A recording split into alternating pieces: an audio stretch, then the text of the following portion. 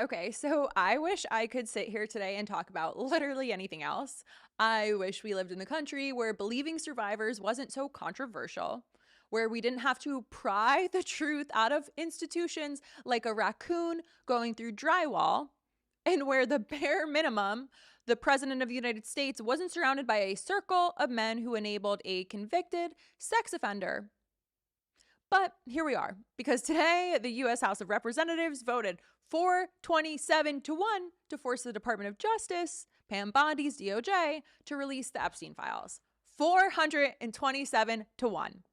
That number alone tells the story. For years, we've been told this is a distraction, it's a conspiracy, and it's just a circus. Yet, when it finally came down to it, everyone voted yes. Democrats, Republicans, MAGA, progressives, everyone, except for one.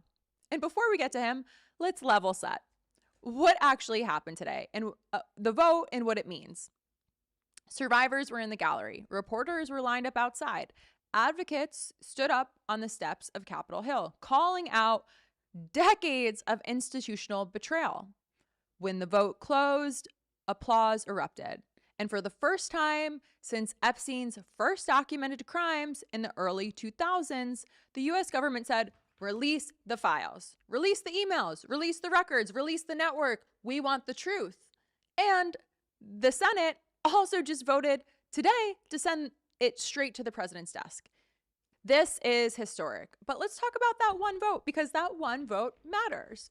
The only disgraceful member of Congress to oppose transparency was Rep. Clay Higgins, a Republican from Louisiana. Here's what you need to know about him. Higgins built a persona as a tough cop. And you know how I feel about cops. And that tough cop guy, he was forced to resign from law enforcement twice after internal findings of excessive force, misconduct, and violating department policies. He was condemned internationally for filming a political video inside of a gas chamber at Auschwitz. He spread conspiracy rhetoric about migrants and has been flagged repeatedly for racist and extremist language. During the past year, he amplified false claims about federal agents staging violence at protests. Survivor advocates have criticized him before for minimizing abuse during committee hearings.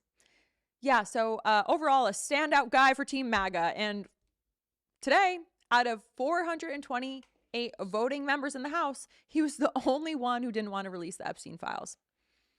His statement claimed he voted no to protect innocent people. But the bill already protects minors, victims in ongoing investigations through explicit redactions.